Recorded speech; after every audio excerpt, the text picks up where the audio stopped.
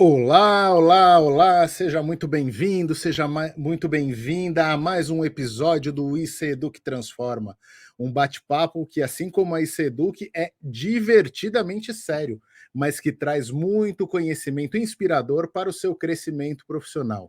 Eu sou Luiz Felipe Pátio, sou transformador da IC e hoje eu tenho a honra de ter comigo aqui a companhia dele, outro transformador da ICEDUC, que também é consultor estratégico, tem larga experiência como diretor-geral, é membro de conselhos consultivos e vai ajudar a engrandecer esse bate-papo nessa tarde de hoje. Boa tarde, senhor Estênio Almeida, tudo bem?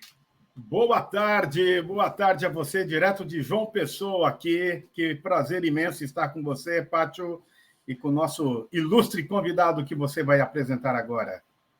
Poxa, maravilha, em João Pessoa tá rolando uma inveja. Nem me vem falar que essa coisa que tá comendo lagosta, camarão, que Por vou ficar. supuesto. Imagino. Só vi aquele pôr do sol que você mandou na foto lá, ficou uma coisa de louco, né? Mas vamos lá, vamos dar seguimento, né? Aliás, né, não sei, para quem está nos assistindo aí, não sei se você já conhece a ICEDUC, mas é importante falar, a ICEDUC é uma organização especializada na transformação de pessoas através de programas de aprendizagem corporativa.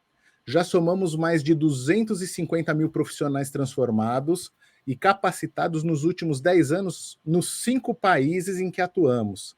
E se você quiser saber mais sobre a ICEDUC, basta acessar o nosso site iceduc.com.br ou escreva para contato@iceduc.com.br. Bom, o episódio de hoje, Stênio, está super interessante. Nós vamos falar sobre um assunto muito importante e sério para o desenvolvimento do país, né? Vamos falar sobre a universalização do saneamento básico e como isso é importante para a justiça social e inclusão no Brasil. Tema bacana, né, Stênio?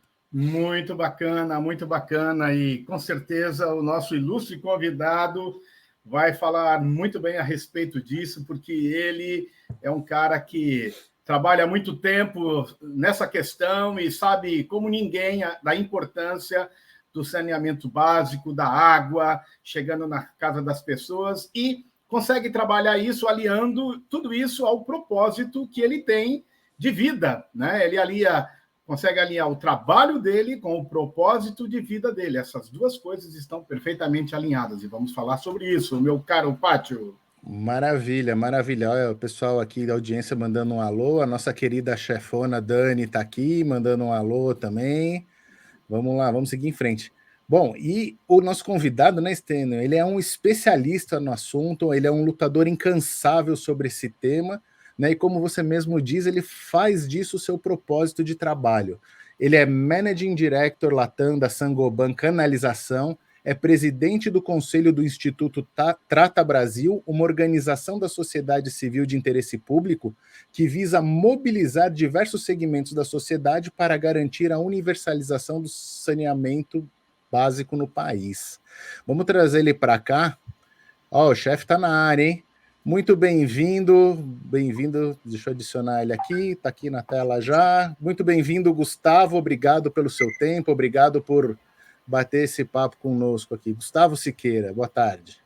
Bom, boa tarde, gente. Obrigado. Já fiquei um pouco pressionado, escutei ilustre 2 vezes. Ainda bem que vem de amigo, né? Amigo não fala mal, né? Como amigo não tem defeito, vem de 2 amigos, eu já fico mais tranquilo. Bom, obrigado pelo convite, para ter a oportunidade de falar um pouco do saneamento. Eu falo sempre aqui na equipe que eu tenho muita felicidade de trabalhar numa organização que ela inicialmente, é claro, visa o lucro, como qualquer organização, mas que tem um propósito que nossos materiais levem água e tragam esgoto de maneira correta para a população. Né? Os números no Brasil, vou falar um pouquinho aqui para vocês daqui a pouco, mas é assustador. Né? O saneamento, a infraestrutura de saneamento é um pouco daquele patinho feio que foi ficado de lado. Né? Você falou muito de telefonia, você fala muito de energia elétrica, mas o saneamento, aquela história que se falava antigamente, né? Tudo não dá volta que é enterrado debaixo d'água. É um dos grandes pontos que a gente está aqui para desmistificar, para colocar isso para a população. Falar uns números que nos colocam no mesmo patamar de países da África subsaariana. Né? Então, nós somos países que temos níveis de telefonia comparado com países europeus e nível de abastecimento de água comparado com países da África subsaariana. Bom, então, Gustavo, legal, já que você fez essa introdução, vamos começar polêmico já, né? A gente gosta aqui de ir esquentando o papo, né? A gente está em pleno ano de 2022, né? Assim, século 21 adiantado já, mas esse tema de saneamento ele ainda é um problema grave no Brasil, certo? Né? A gente conseguiu, assim, nos últimos anos, houve uma evolução significativa ou essa questão do saneamento básico ainda é, vamos dizer assim, um calcanhar de Aquiles para o Brasil, né? Para a população brasileira? Eu diria com muita certeza que é um dos grandes problemas, um tendão de Aquiles em relação à infraestrutura brasileira. Vou dar alguns números gerais para vocês, só para colocar todo mundo na mesma página. E quando eu falo esses números, é um número do SNIS, né? O governo federal tem um SNIS que se chama Sistema Nacional de Informações de Saneamento. Então, eu estou falando de um índice oficial. Por que eu falo esse índice oficial? A realidade é muito pior, porque você ter a água não quer dizer que você tem água de qualidade, né? Então, sim, no Brasil, com números oficiais hoje, nós temos 37 milhões de brasileiros que não têm água na torneira. Para nós aqui, que vivemos no nosso eixo Rio-São Paulo, nosso amigo hoje está em João Pessoa, e talvez seja um dos estados, quando você vai para o sertão, para o Agreste, mais complicado do Brasil em relação ao abastecimento de água. A gente não vai sentir isso em João Pessoa. Você vai sentir isso no sertão paraibano, no Agreste paraibano. Só que nós temos 35 milhões de brasileiros que não têm água na torneira. Então, esse processo nosso de chegar em casa, abrir a água e lavar as mãos, eu tive a oportunidade, eu conheço todos os estados da federação do Brasil, eu já visitei o sertão, já visitei o Agreste, e eu cheguei em algumas cidades que, natural, você faz uma viagem de 3, 4 horas de carro, você quer chegar aí no banheiro, quer lavar, olha, por que eu posso lavar o rosto? Parece que você está pedindo alguma coisa, um caviar beluga, né? Não, sim, vai ali no fundo, aí você vai, às vezes, no órgão, você entra, tem um banheiro, aí tem um galão de 20 litros de água, um copinho, você pega, você lava o rosto escondido. Porque você lavar as mãos em uma torneira na água corrente é quase que um exagero. Nossa, por que você está gastando água, né? Isso não é metafórico, isso é concreto, isso é algo que eu vivi quando fui diretor comercial aqui na São Goban Canalização. Eu já tenho 22 anos na área, dentro do Grupo São Goban, com quase 20 anos na área de saneamento. Trabalhei um período em outra divisão. Isso quando eu falo de água. Quando eu falo de esgoto, nós temos 100 milhões de brasileiros que não direcionam o esgoto da maneira correta. Nossa, metade da população brasileira, ela lança o seu esgoto ou em rio, ou em fossa, ou na terra, ou em lugares inadequados. Bom, pelo esse número que você está falando, então, Gustavo, 100 milhões, isso inclui, inclusive, os grandes centros, né? Principalmente, você tem aqui na zona metropolitana do Rio de Janeiro, que a gente chama de Baixada Fluminense, né, para quem conhece, Nova Iguaçu, Belfort Roxo, Duque de Caxias, em algumas cidades, o índice de coleta de esgoto é 0. Ou seja, nós estamos falando de 17% da população brasileira que não tem água encanada, isso, e 50% da população brasileira que tem saneamento básico, o esgoto, para levar até o ponto onde será tratado, ou seja, 50% da população brasileira. Mas a gente tem o Brasil tem algumas disparidades. A gente, mesmo nesse mundo onde tem água tratada, a gente tem algumas disparidades. A gente tem algumas ilhas de excelência e a gente tem outras ilhas que não são nada de excelência. Você pode falar um pouco a respeito disso também? Então, aí é o retrato da nossa população. Se você pegar estados como o Rio de São Paulo, que tem a Sabesp, que é uma empresa muito bem estruturada, algumas cidades, e aí eu não vou entrar nem no mérito depois, só dar um pequeno intro do que é o saneamento. O saneamento, ele é municipal. Então, quem decide o que faz com a água e o esgoto é o município. Então, o Brasil tem em torno de 5.500 municípios. Esses 5.500... Já entendi a complexidade, já. São 5.500. Aí, esse município ele tem 3 alternativas para tratar a sua água e o seu esgoto. A primeira, que responde por 75% da população, é fazer um contrato com a companhia estadual. Então, é a cidade de São Paulo que faz um contrato, eu não sei os números corretos, são 30, 35 anos, faz um contrato de 30 anos com a Sabesp. Essa é a opção de 75% dos municípios brasileiros. A segunda opção é criar autarquias municipais. Exemplo, DAI de Jundiaí, Sanasa de Campinas. Então, você tem um órgão da administração municipal, você tem um presidente e ele administra aquilo ali. E o terceiro, que era incipiente no Brasil, mas que tem um crescimento muito forte nos últimos anos, é vender aquela concessão, fazer aquela concessão para uma empresa privada, como é, por exemplo, Niterói, aqui no Rio de Janeiro. Uhum. Niterói, ela é gerida por uma empresa chamada Águas de Niterói, do Grupo Águas do Brasil. Então, e aí, Stênio, respondendo um pouco a sua pergunta, a disparidade é absurda. Vou dar um outro número aqui, além de tudo. A perda de água. A perda de água média no Brasil, ela passa de 35%. Só que eu tenho estados e regiões com 17%, 18%, que é um número ok, não posso falar de Japão, 4 ou 5%. Na Europa, mas é um número ok, pelas características, e alguns estados que 75% da água é desperdiçada. A brincadeira que eu faço aqui, imagina uma empresa que faça 100 carros e jogue 75 pela janela todo mês, e só consiga vender 25. É isso. Então, muito dessa diferença social que a gente vê, e aí se a gente pegar, eu sempre cito aqui Raquel de Queiroz, né, a grande escritora cearense, um dos clássicos dela é o 15. É um livro dela, o principal livro dela, que o que ela conta no 15? A seca de 1915 no Ceará, que a população saiu do sertão cearense, é uma história, saindo e as pessoas iam morrendo no meio do caminho porque não tinha água. Uhum. Hoje, pessoas morrem por falta de água. É claro que não tem uma situação que está prevista no livro da Raquel de Queiroz, mas ela morre de maneira indireta. Uma coisa que a gente sempre fala no meio do saneamento, que é normalizado no Brasil, diarreia. E diarreia não é normal. Hoje, muitas vezes a gente fala, eu acho que eu comi alguma coisa. Boa parte das vezes não foi o que você comeu, foi a água que está envolvida com aquilo ali. Uhum. Nós já tivemos casos aqui de água no Brasil com gosto água salobra, já tivemos problemas de água com cheiro, de água com gosto. Aí no Rio teve um problema sério há pouco tempo atrás, né? Da geosmina, né? Que no princípio não fazia mal, mas eu moro no Rio de Janeiro, você abria sua torneira, a sua água tinha cheiro. Cheiro. Você imagina, a sua água da torneira, sei lá, faz a comida com água que tem cheiro. Então, muita da disparidade social que a gente tem, Stênio, ela é refletida, ela é demonstrada no saneamento. E o saneamento, durante muito tempo, ele foi uma coisa que a população ela não conseguia perceber o valor.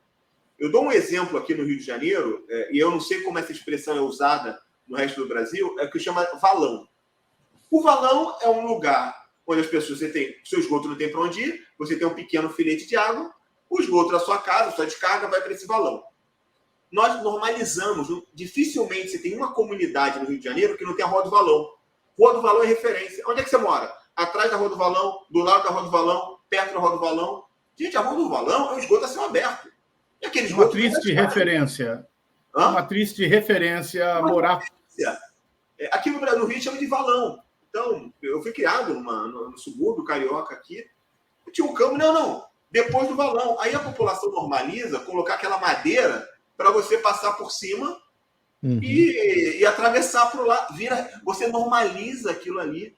Você acha normal você acordar e o cheiro hoje está ruim do esgoto, é porque está calor. Gente, pode ter cheiro de esgoto. Se você está sentindo cheiro de esgoto, ou tem algum vazamento, ele está sendo lançado de maneira inadequada, indevida.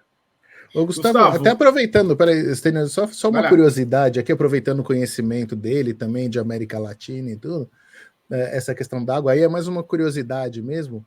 O México, a cidade do México, existe mesmo, se você tem conhecimento, se existe mesmo um problema de água lá, ou é meio lenda urbana, né? Porque eu lembro, eu conheço algumas pessoas que foram para lá e aí, assim, de escovar o dente, daquela aguinha que você acaba bebendo no banho, ficaram bem ruim com essa questão de dor de barriga e diarreia, tanto que quando eu fui, eu tinha até meio que medo da torneira, assim, do hotel, sabe? Era lavar a mão mesmo e escovar o dente até com água mineral.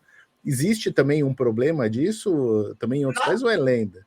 Nada diferente do que tem no Brasil. Eu lembro que uma dessas visitas que eu fiz, numa cidade do Agreste pernambucano, e essa é uma outra questão, o Agreste é pior do que o sertão. Porque a pessoa, quando mora no sertão, como ela sabe que é seco, ela fica mais próximo da água, do rio. No caso do Agreste, não. Você fica no meio do caminho. E eu fui tomar uma água. Não, toma água. Eu falei, por que não toma água, não? É claro que a resposta técnica não é essa. Não, o seu organismo não está habituado. Como não está habituado? Porque eles tinham casos de pessoas que chegavam do sul, tomavam aquela água e dava algum problema. Porque a água tinha algum componente, etc. Então, você tem esse problema, mas eu te digo, Paty, que o índice de abastecimento no México é menor que o do Brasil. Por exemplo. Tá. Interessante. O problema que você tem, e como você tem no Brasil também, a gente falou de geosmina, de água com barro, água com sal, é o tratamento.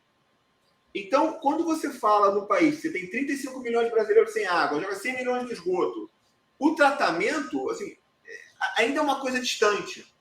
Só que aí no Brasil, a gente vai começar a entrar numa questão muito técnica dos nossos aquíferos, da qualidade da água. É aquilo que a gente fala, mas a gente dá muita sorte no Brasil, né? Que não tem o desastre natural, tudo que a gente tem de água, e lá passa a ser um pouco mais complicado. Eu respondo pelo México também, nós temos uma filial no México, nós temos uma parceria com uma fundição no México. Então, eu não vejo muito diferente. Se criou um pouco essa imagem, mas eu te diria que, Pátio, não é diferente do que a gente tem no Brasil. A questão lá é que o México ele tem um nível de abastecimento, eu não posso te confirmar, mas eu acho que ele é melhor que o do Brasil, ele tem um nível de abastecimento de água melhor que o do Brasil, mas eles têm um problema em relação ao tratamento da água. E o tratamento da água, gente, vou dar um exemplo aqui no Rio de Janeiro para quem conhece. A água que muita gente bebe no Rio de Janeiro é o Guandu. São os rios que a gente tem em São Paulo. Hoje, o problema da qualidade da água é que ela vai ficando cara e você bota mais produto para aquela água, para potabilizar aquela água.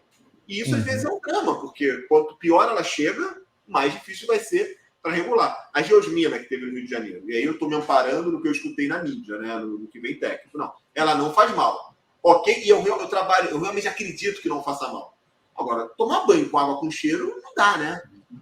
Gustavo, em 2005, em 2020, nós tivemos aí o novo marco legal do saneamento básico no Brasil, certo? Isso.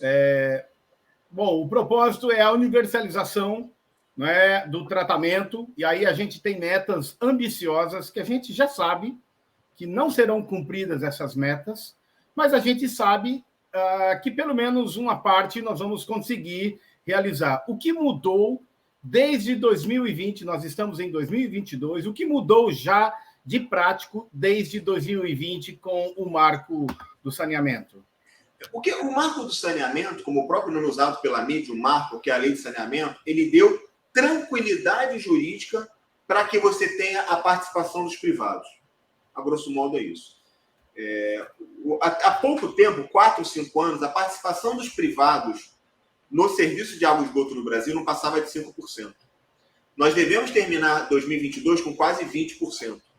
Muito puxado pelo Estado do Rio de Janeiro, né? O Estado do Rio de Janeiro hoje é quase 100% privado, por 3 grandes companhias. Então, existia um medo muito grande dos grandes grupos internacionais, das empresas, investirem em água e esgoto no Brasil, porque aquilo que eu falei no começo, que o Pátio falou, entendi, é município.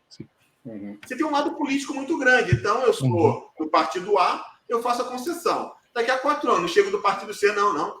Essa concessão foi indevida, teve corrupção, tal, cancela-se tudo. Isso aconteceu.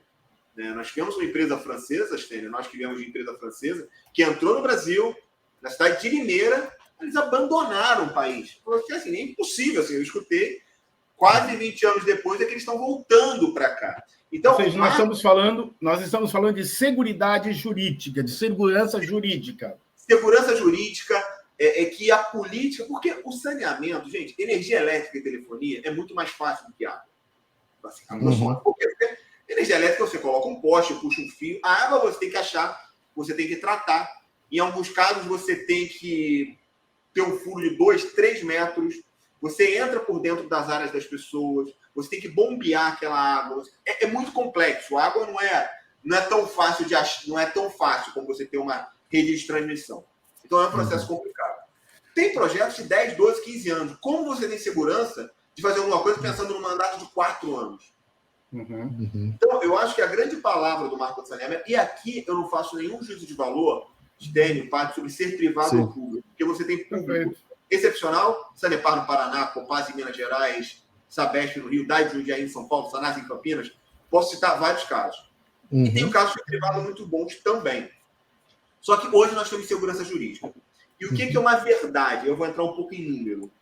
A verdade é, você só com dinheiro público você não consegue universalizar. A universalização, para nós que estamos no meio, dentro das metas do governo, é uma balela. Por que isso? O Brasil investiu, em média, nos últimos 10 anos, de 9 a 12 bilhões de reais em saneamento. Para você poder universalizar até 2033, números oficiais, você precisa ter um investimento da ordem de 75 bilhões de reais por ano. Você tem que multiplicar por 7. Não tem, não tem produto, não tem obra, não tem como. Você não, mesmo que tenha o dinheiro. Então, aí a gente começa a fazer alguns estudos. Não, se trouxer para 40 bilhões, já melhora muito. Também não é viável. Qual o número que a gente tem hoje? E por isso que aí falando um pouco de business, né? Por que o mercado de saneamento hoje é a joia? O Brasil seria hoje um dos países onde se fala mais de saneamento no mundo. É um país grande que está num processo de privatização. Aumentar em 2,5 vezes, passar de 12, 13 bilhões para 25, 30 bilhões por ano. Isso já vai dar um boom gigantesco. E aí, só uma parte, a geração de emprego. No número que saiu na mídia, então todos os números que eu falo aqui são números que saíram na mídia, a Egea, que é uma das empresas que tem a concessão do Rio de Janeiro, contratou 4 mil pessoas. Isso foi falado pelo presidente da Águas do Rio.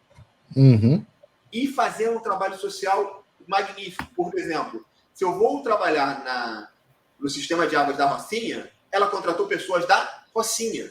Olha que maravilha. Quando você entra na comunidade e fala, opa, eu estou aqui, eu vim trazer água e esgoto, toda a questão de violência que existe, é claro que é verdade no Rio de Janeiro, a população ela se abre para isso. Quando você Só lembrando que a PEC Kamikaze são 41 bilhões de reais, a PEC Kamikaze que está para ser votada, né? Ou seja, nós estamos falando aí de várias PEC Kamikazes que o poder público não teria condições para bancar isso. Ou seja, essa parceria público e privada ela é absolutamente mandatória para se conseguir minimamente regular essa questão no Brasil. Como é que você vê daqui para frente? Nós tivemos o caso da SEDAI, que foi um caso de sucesso, ok? Quais são os próximos passos? Quais são os próximos estados onde isso efetivamente vai acontecer? Porque nós temos, bem ou mal, o Rio de Janeiro já estava um pouco melhor atendido, mas a gente tem casos como região norte, em que é um caos. Então, quais são os próximos passos? Onde você vê efetivamente que nós vamos ter grandes investimentos? Eu acho que a primeira questão, primeiro que a decisão do município, do estado, etc. Na região norte, nós tivemos também a CAESA, que é a Companhia Estadual da Amapá, que ela foi comprada pela Equatorial Energia, que é uma empresa da área de energia, que entrou no saneamento. Nós temos movimentos em vários estados, tem alguns estados, companhias que são a situação é muito complexa, e até um contrassenso, como o Maranhão e o Pará. A Caema no Maranhão e a Cozampa no Pará. Não falta água em nenhum dos dois estados. Né? Então, só que você não consegue levar. Eu brinco que é um pouco da grama do vizinho. Caso o movimento de privatização dê certo, e eu acredito que dará certo, porque mais do que o viés social, também tem o viés econômico, água dá dinheiro. Levar água dá dinheiro. E aí fica como curiosidade, quem quiser, depois pega os principais players privados e avalia o balanço. Água dá dinheiro. O bom serviço de água e esgoto dá dinheiro. O que é a grama do vizinho? Opa, olha o Rio de Janeiro, como estava e como está. Olha o Amapá, como estava e como está. Mas respondendo diretamente a sua pergunta, alguns estados já informaram. O próximo grande da lista seria a Corsan, no Rio Grande do Sul, e o demais de Porto Alegre. O Rio Grande do Sul é a única capital do Brasil onde a capital não é ligada à companhia estadual. Então lá eu tenho a Corsan, que cuida de quase todo o estado, e o DEMAI de Porto Alegre, que é o departamento municipal que cuida da cidade. Mas você teve Alagoas também, o esgoto. Você teve o esgoto do Piauí. Então, você tem muito movimento. E as empresas privadas, elas têm uma associação forte, eles têm muita ânsia por isso. Eles querem muito isso. Eles sabem fazê-lo. E isso não é uma disputa, não é um contraponto contra o público. Não tem como. O governo não consegue, mesmo que queira, passar de 10 bilhões para 20, 30, quiçá 70. Então, alguém tem que trazer dinheiro. Gustavo, assim, eu vejo que você fala Opa! Eu vejo que você fala assim com muita energia, com muito... Paixão, tudo. E principalmente essa questão, né, indo por esse lado da inclusão e da justiça social, quer dizer, o saneamento, pelo que eu entendi, que você explicou até agora, e me corrija, por favor, se eu estiver errado, ele traz benefícios em todos os sentidos. No primeiro, que na implementação desse saneamento, então você está falando da geração de emprego, de mão de obra, da comunidade local, do entorno dessa comunidade, dos empregos indiretos. Então, você está gerando aí já uma questão de inclusão. Segundo, que a própria população se beneficia disso, tendo uma água melhor tratada, um esgoto melhor tratado, e assim evitando doenças, tendo uma melhor qualidade na sua casa, uma melhor merenda na escola. Então, assim, mais do que uma questão de governo ou de prefeituras, essa questão do saneamento é um tema que todo mundo tem que estar ligado, do mais rico ao mais pobre, e exigir isso para melhorar a vida do dia a dia das pessoas, correto? Não, é 100%. O saneamento, Pátio, a gente tem alguns estudos, acho que é do Ceará, que os imóveis valorizam 50%, 60% a partir do momento que você tem água e esgoto coletado. Você diminui a evasão escolar. As mulheres acabam sendo afetadas muito por isso. A OMS, a Organização Mundial da Saúde, tem um estudo que ela diz que a cada dólar investido em saneamento, existe uma redução de $4 nos gastos com saúde. Quando as pessoas deixam de ir trabalhar por causa de diarreia, então você tem uma questão ambiental, você tem uma questão de dignidade, né? Aqui no Rio de Janeiro, as pessoas saem para trabalhar pisando em poça d'água, em poça de esgoto. Só que mas aí tem um lado também, eu vou entrar numa coisa um pouco, não é polêmica, mas é real, né? A pessoa às vezes não percebe, como nunca teve, a água e o esgoto como um valor. Se você fizer uma pesquisa, o que você prefere? Água corrente ou um iPhone 13? Eventualmente, a pessoa vai preferir o iPhone 13 naquele momento, porque a própria dificuldade de abastecer água está na cabeça dela. Vou te dar um exemplo. Eu tive uma cidade em Agreste, e aí eu conversando com uma pessoa, e como é que é a água aqui? Não, mas eu tenho água. Eu falo, não, você não tem água. Eu estou chegando com o tubo agora? Não, eu tenho água sim. Mas depende do prefeito. Opa, deixa eu entender como depende do prefeito. Uma cidade de 14, 15 mil habitantes, você tem uma grande caixa d'água no centro da cidade, né? Ilustrando uma grande caixa d'água, um funcionário da prefeitura, com um bonezinho da prefeitura, tal, um grande comércio em volta, e uma fila de 8 às 18 horas, que a pessoa vai lá com... Quem tem dinheiro vai com carro, quem não tem vai de bicicleta, quem tem vai com cavalo, bota na cabeça, enche de água, ela pega aquela água, leva para casa dela, na casa dela tem uma caixa d'água no telhado, em algum outro lugar, tem uma bomba, coloca aquela água e ela abre uma torneira. Aí você pergunta, não, eu tenho água. O que não pode é faltar água na caixa d'água da cidade. E esse é maravilhoso, nunca faltou água. Assim, é uma conversa de maluco, Pátio. E é uma conversa tão de maluco que o Brasil... Não tem água. Ela tem que convencer que ela tem água, porque sempre tem água. Ela carrega 2 km de água na cabeça, bota numa caixa d'água. Imagina a qualidade dessa água. Ele carregou, colocou numa caixa que não deve estar limpa, passa por um tubo, sei lá quanto tempo está, por uma torneira e... Não tem jeito, né? Isso é tão maluco que o mercado de caixas d'água no Brasil é um mercado gigante.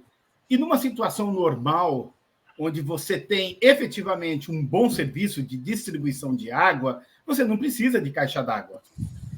Esse mercado de caixa d'água basicamente desapareceria. Os países onde essa questão está bem equacionada, você não tem esse mercado de caixa d'água, você não precisa reservar. Então, mesmo nas grandes metrópoles, a gente ainda tem esse resquício de terceiro mundo, onde a gente tem que guardar água, senão a água vai faltar. A gente não confia no sistema. É interessante essa observação aí, porque me lembrou a ocasião que eu fui uma vez, há pouco tempo atrás, alguns 2, 3 anos atrás, um pouquinho antes da pandemia, uma viagem a trabalho para o interior do Ceará, né, no sentido, não do litoral, mas para dentro, e na estrada, assim, passando aquelas cidadezinhas, e tinham umas caixas d'água que não eram de 1.000, devia ser de 5.000 litros, na porta das casas, assim, meio quase que como um status, assim, das pessoas exibindo que tem a caixa d'água. Esse é o negócio Você é diferente. Não, eu tenho 2 caixas d'água de 5 mil. As pessoas pintam caixa d'água. Aí é pior, né? Tinta na água, assim. A gente começa a entrar num nível de especificidade, e aí vou entrar num outro lado também polêmico, que é a questão da caixa d'água como fator político. Época de eleição, chega carro-pipa. As pessoas comemoram a chegada do carro-pipa. Gente, não era para ter carro-pipa. Mas como eu não tenho, quando chega o carro-pipa, eu fico feliz. Quando já vimos carro-pipa com uma faixa, esse é um oferecimento. Gente, isso é uma loucura, é água. Não estou trazendo Coca-Cola. Cerveja, né? Não, é. Cerveja, não, é água. É água. E as pessoas correndo atrás da caixa d'água, do carro-pipa. Eu vou ficar bem grande aqui na tela para dizer o seguinte: atenção, políticos, se você de fato ama a população, para essa eleição, cuide do saneamento básico, né? Não é levar caixa d'água, é levar água com qualidade para as pessoas e trazer o esgoto para ser tratado. Isso é justiça social. Então, você também, quando for votar, é importante a gente ter essa consciência crítica, né? Da gente prestar atenção quem são essas pessoas que enganam ou quem são essas pessoas que querem efetivamente fazer esse país crescer e ser um país de justiça. Olha que interessante, um comentário aqui do Arnaldo, falando... O Arnaldo é parceiro nosso também, transformador aqui da IC Educ, falando que na casa dele ele tem 2 caixas d'água, porque nas estações de falta de água, que agora aqui, onde a gente passa aqui em São Paulo, né, não chega água no condomínio, e ele mora em Cotia, quer dizer, na grande São Paulo, né, e falta água. Estações de falta de água. A gente normalmente fala, eu falo também, não tem que ter um momento que eu tenho água ou não tenho água. E aí entra um outro ponto. Quando a gente falou do número de 35 milhões, ter água não quer dizer ter água constante, é ter água. Por que eu digo isso? Gente, nas companhias de saneamento do Brasil, tem uma função que se chama operador de rodízio. Eu não sei se chama assim, tá? Sabe o que é o operador de rodízio? É o cara que negócio, não, para onde vai a água hoje? Eu vou mandar água para esse bairro. E agora encheu. Então segura, manda para outro. Regime de 12 por 24, 12 por 36. Aqui no Rio de Janeiro, na Zona Oeste do Rio de Janeiro... A gente é craque em criar operadores de mensalão, operadores de rodízio de água, operador de tudo. É incrível, hein? Ele tem que fazer isso.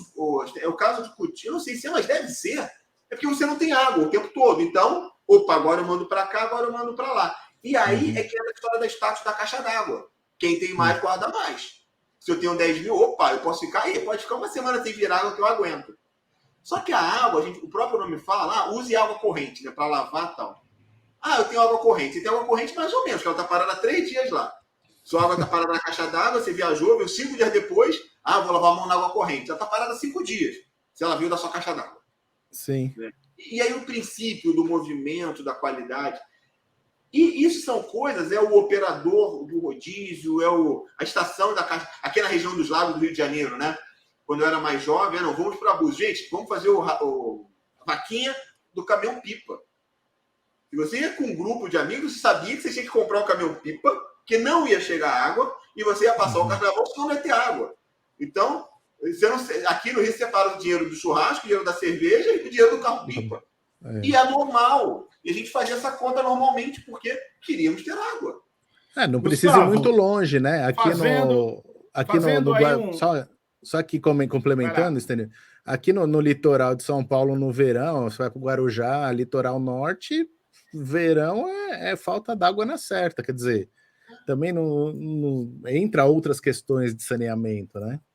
Mas diga lá, Stênio, o que você ia perguntar? Gustavo, dá uma virada aí.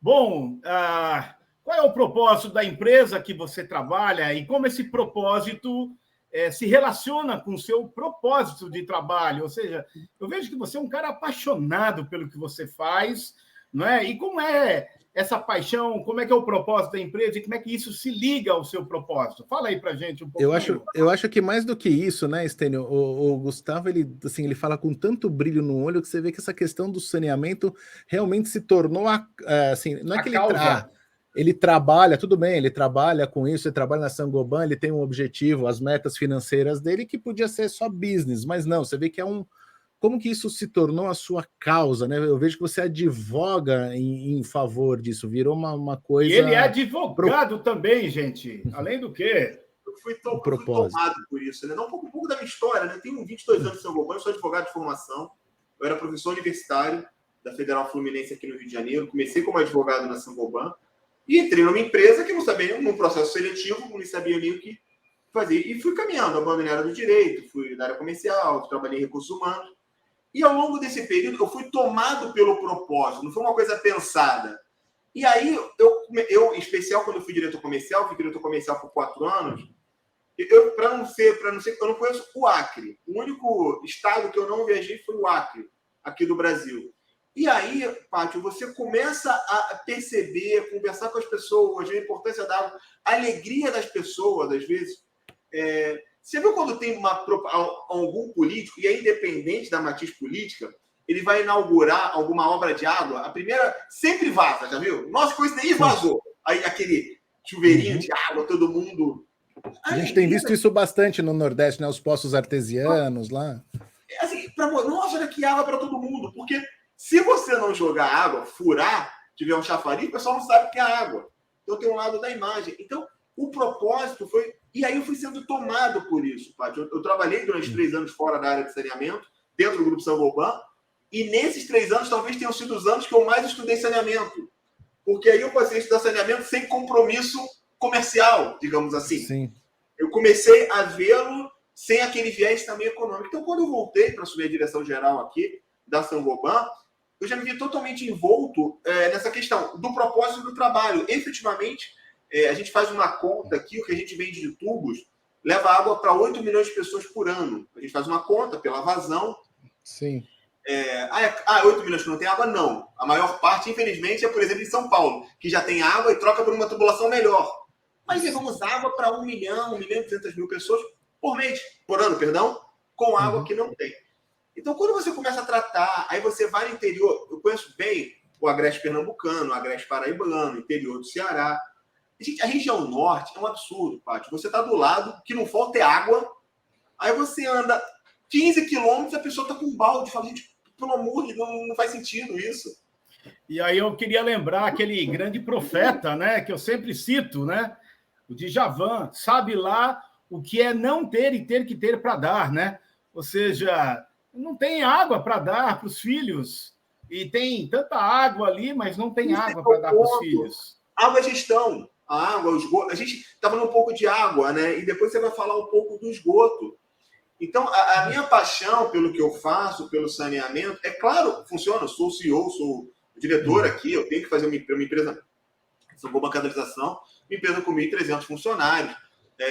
Eu reputo que seja o maior fornecedor de materiais do Brasil para saneamento, porque você tem empresas maiores, como a Tigre e a Manco, mas elas vendem também para a área predial. O nosso é 95% água e esgoto para infraestrutura. O nosso material, por exemplo, não serve para óleo e gás, porque ele não é soldado, então o óleo corrói a borracha que tem no tubo e o gás base. Então, é um tubo para água e esgoto. E aí você presencia coisas muito difíceis, né? E aí, no final, você às vezes tem uma discussão política. O que está na conta? Nada, são 40 mil pessoas que não têm água. Oi? É isso. Você está tendo uma discussão ali que dura 6 meses, 1 ano. O que é ali? O cara vai chegar atrasado no compromisso? Não, são 40 mil pessoas que estão sem água. Mas ela já está há 15 anos, né? O que são 6 meses?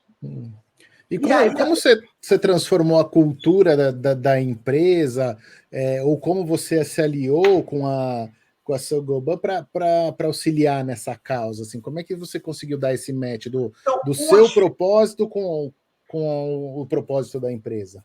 O primeiro foi trazendo muito de que quando eu entrei na empresa, 22 anos atrás, não tinha as pessoas saberem. O funcionário, às vezes, não tinha noção do que ele fazia. O funcionário, às vezes, não sabe. Ele faz um tubo para onde vai isso, sei lá. E é natural, ele está no dia a dia, tem a pirâmide de Maslow, né, tem a necessidade básica dele, tá.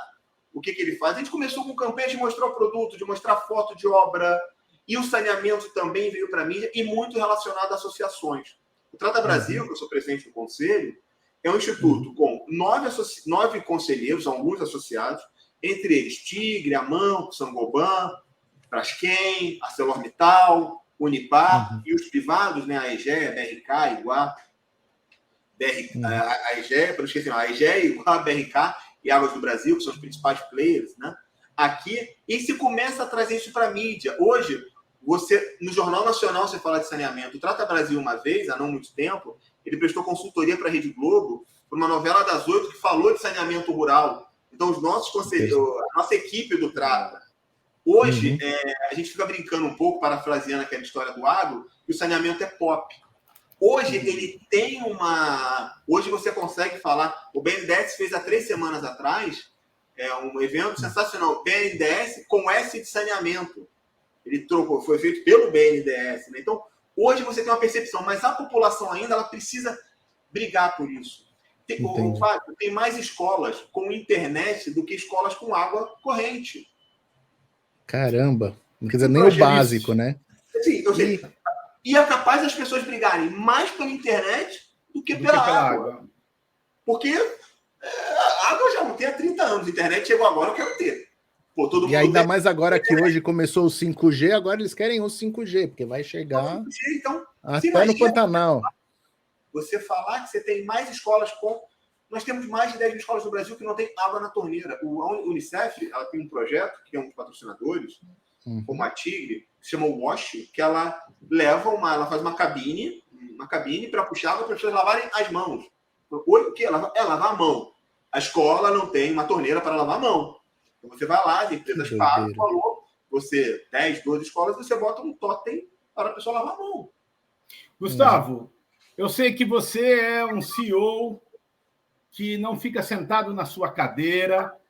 Eu sei que você é um CEO que consegue trabalhar em todas, eu diria, toda a hierarquia, né? Você vai em todos os lugares. Conta para a gente um pouco sobre isso, né? Sobre esse papel de CEO, que não é o chefe de antigamente, manda quem pode, obedece quem tem juízo, mas é aquele chefe que é o exemplo, que está perto de todos. Como é o seu management style? Fala para a gente um pouquinho.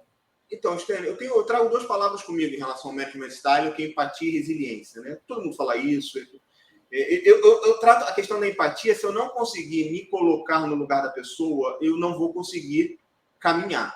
E aí é claro que eu tenho uma vantagem muito grande de ter começado aqui jovem na Saint-Gobain, de ter trabalhado em funções de apoio, de ter mais de 20 anos, e de gostar desse contato, de entender esse negócio, de trazer a história do propósito para dentro da gente. Então, eu falo muito da empatia, de tentar se colocar no lugar de cada um, e não é preguiça, não é da boca para fora, não, eu tenho que entender, né? Para poder entendê-lo, para poder fazer. E a questão da resiliência, porque ainda mais num país como o Brasil, no nosso métier, que trabalhamos, agora muda um pouco, mas quase 100% no poder público, você acaba sendo obrigado a ter um volume de conhecimento. Aqui, ano eleitoral, a gente fica estudando qual corrente vai ganhar, se os partidos investem ou não investem. Aqui no Brasil, a questão dos investimentos ele não está relacionado à necessidade. Eventualmente está relacionado à plataforma política, se aquilo ali é prioridade. Sim. Porque se eventualmente a prioridade for outra, ele não vai entrar aqui. Então, eu acredito muito nessa relação próxima. E próxima é de entender, de ter paixão aquilo que você faz. No nosso caso, a gente tem 2 fábricas. Uma fábrica em Barra Mansa e uma em Itaúna. Eu vou para a fábrica, eu quero olhar, eu quero falar com a pessoa.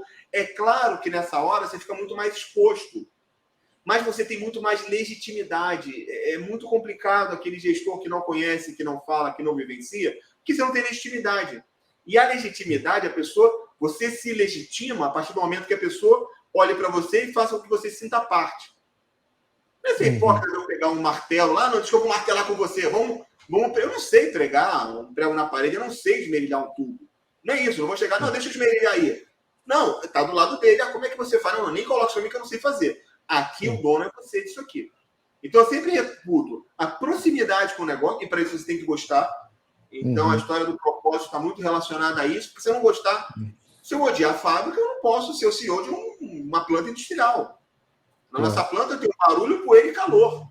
São alto-fornos, é uma metalúrgica. Tem 2 alto-fornos, 45 metros. A temperatura do alto-forno é 1.600 graus. Se eu não quiser... Agora, imagina a alegria e o senso de pertencimento de um trabalhador que está no alto-forno, e eu falo tranquilo isso que eu faço, que eu visito, então é muito fácil me desmentir se não fosse verdade. Ele está ali, trabalhando no tubo, você chega do lado dele, fala, oi, tudo bem? que você está fazendo aqui? Eu não vou pegar no tubo, eu não vou fazer nada. Eu fui falar com ele, eu fui cumprimentar. Aí, na hora que ele reclama que a água, a gente tinha uma questão aqui de hidratação e você dá água. Aí o cara fala, pô, será que não dá para botar um suco? Dá. Aí você entende que ele tem que beber 4 litros de água. Não dá para colocar 2 litros de suco? Sim. Custa nada para a empresa. Mas só se você conseguir vivenciar aquilo ali. Tem que estar no Gemba. Deixa eu te fazer uma pergunta, Gustavo. Na verdade, é uma pergunta que o Arnaldo fez aqui, né? E até porque o nosso tempo já está adiantando aqui. Ele faz uma pergunta aqui, né? Você acha que a privatização das empresas de saneamento, fundamentalmente de gestão de água no país, né, pode ser um avanço? A privatização da privatização? Eu não tenho dúvidas, até pela incapacidade, e aí eu falo incapacidade, não é nem incompetência do Estado brasileiro, é incapacidade pela velocidade que, mesmo se o governo hoje resolver fazer tudo de uma vez, não tem dinheiro, não tem construtora, não tem jeito, você não septuplica um segmento de um ano para o outro. O que eu acredito, e também não acredito em 100% da privatização. Também não, porque também é complexo. Você imagina você mapear estados como Roraima, Piauí, uma parte já é Sergipe, é muito complexo. Então, o que eu acredito é caminhar. E aí, aquela história da grama, na hora que você vê o privado melhorando, fazendo uma melhor gestão, é natural que o público sério, que ele vá correr atrás. A gente já vê isso. A gente já vê alguns movimentos de empresas públicas correndo para se profissionalizar mais, procurando alternativas. Até porque, gente, o sistema brasileiro de lei é complicado. Aqui, para vender para a empresa pública, tem uma lei, que é a Lei 8.666, a Lei de Licitações. E isso, em que pede ser bom para a segurança, amarra demais. Então, se eu desenvolvo uma super nova tecnologia, até para vender para a empresa pública, é complicada. Como ela faz a concorrência? Faz uma inexistibilidade? Não é segredo para ninguém como é que funciona essa questão toda no Brasil, de licitação. Então, o privado, eu acho que além de ajudar e acelerar o volume de investimentos, porque você pega a IGEA, ela tem participação do Fundo Soberano de Singapura, ela tem o Itaú, você pega a Brookfield, você tem a BRK, que é o fundo canadense. Então, você tem muita gente pesada aqui atrás e que, em que pese olhar, claro, para ganhar o dinheiro, que é o retorno do investimento, o investimento água é muito positivo. Eu escutei aqui de um colega meu da área privada, da história ele fala que é a hierarquia das contas. Gustavo, na hora que você tem água adequada, ela vai para o primeiro lugar. Ela fica na frente da internet, ela fica na frente da luz, que ele acostumou a ter água. No Rio de Janeiro, tem relatos aqui, gente, na cidade do Rio de Janeiro, em bairros do Rio de Janeiro, pessoas que nunca tiveram chuveiro. Eu não estou falando... Na região de São Paulo, Parelheira, cidade de Tiradentes, não tem água, a água não chega em Itaquera, não chega. Caramba. Não, Itaquera chega, lá no Corinthians chega. Só deve chegar lá. A gente falou aqui, lave água, né? Lave, quando começou a pandemia, lave as mãos. A gente olhou para o outro e falou, gente, tem lugar que vai chegar o sabão, vai chegar o gel, não vai chegar a água, porque a pessoa vai lavar água com gel, vai misturar o gel com o sabão e vai lavar a mão com isso, porque água corrente não tem. Gustavo, a gente está acabando aqui o nosso tempo, mas eu não poderia deixar de comentar, você já comentou brevemente um pouco do Instituto Trata Brasil, né, o qual você é presidente do conselho, e você comentou que é um conglomerado onde tem várias empresas grandes envolvidas. Eu queria que você comentasse assim rapidamente qual que é o papel principal, qual que é a função desse instituto, para que ele foi criado? O Instituto ele foi criado para trabalhar pela universalização do saneamento. Então, todos nós temos as grandes empresas, quando nós sentamos, nós temos uma estrutura, temos uma presidente executiva de altíssimo nível, que é a Luana Preto, que foi presidente da Águas de Joinville, por exemplo, que dentro daquela municipal, que é uma autarquia municipal que cuida das águas da cidade de Joinville, mestrado na área de saneamento, etc. Então, trabalhar pela universalização. Então, nós fazemos estudos, nós temos um ranking famoso, que é o ranking dos melhores e piores. A gente usa as bases do SNIS, com apoio ou de empresas como a KPMG, que a gente já fez trabalho, ou a GO, e aí nós comunicamos as 10 melhores e as 10 piores do saneamento. A gente fala de perdas. Então, a gente fala sobre a universalização, fala sobre as agências de regulação. Agora, há pouco tempo, em parceria com o BNDES, é um instituto muito renomado, então a gente faz parcerias com o BNDES, a gente faz trabalhos com a ANA, que é a Agência Nacional de Águas, a gente faz trabalhos com o Ministério. Nós somos parte integrante, quando se vai discutir o marco, o Trata, ele é chamado para discutir, para colocar. Então, e aí o que a gente fala muito em relação ao Trata é trazer o saneamento para uma linguagem coloquial também, para que as pessoas comecem a falar de água de uma maneira normal. Então, nós temos iniciativas com o Maurício de Souza, por exemplo, que fez uma revista em quadrinhos. Que legal. A gente criou uma revistinha dessa aqui, na luta pelo saneamento, Trata Brasil.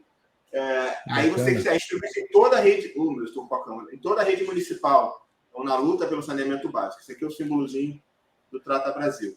Então, a gente faz estudos mais pesados e nós fazemos também essa questão mais lúdica. Fizemos iniciativas no metrô de São Paulo. O Trata quer trazer o saneamento. Então, gente, briguem pelo saneamento. Como a gente quer estudar, violência, saúde, o saneamento está dentro disso tudo. Ter a água de qualidade em casa é um princípio básico, uma necessidade básica. Eu não posso comemorar a chegada de carro-pipa, eu não posso achar normal Rua do Valão, eu não posso achar normal... Gente, tem um exemplo... Caixa d'água de 5 mil litros em casa. Caixa d'água.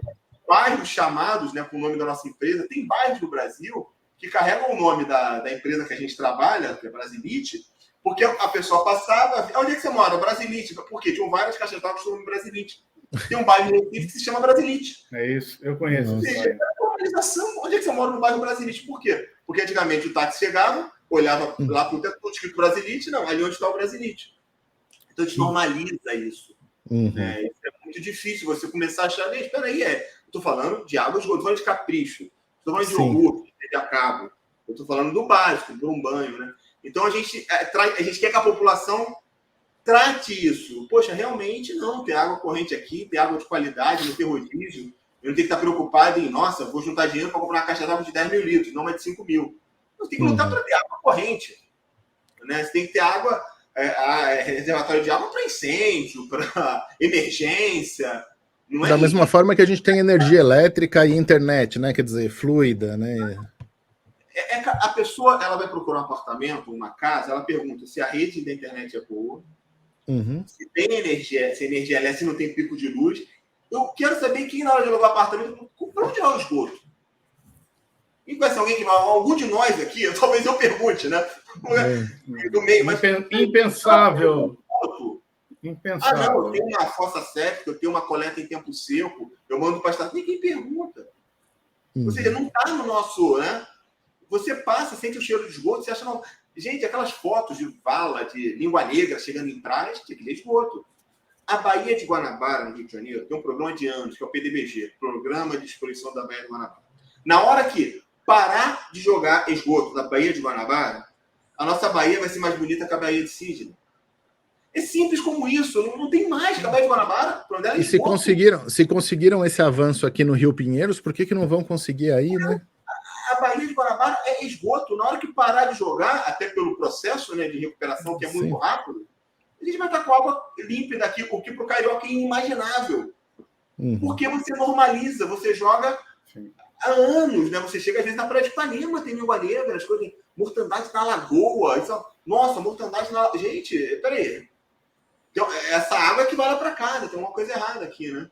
Isso que é meu propósito. Eu acabei virando um chato do saneamento, né? Assim, eu tenho minha função aqui executiva, mas você começa a meio que se revoltar. E toda vez que você sai entendendo... Precisamos ter esses chatos na sociedade. E que bom que você é um deles, Gustavo, e que hoje a gente está podendo falar com você sobre coisas tão profundas e importantes para o nosso país.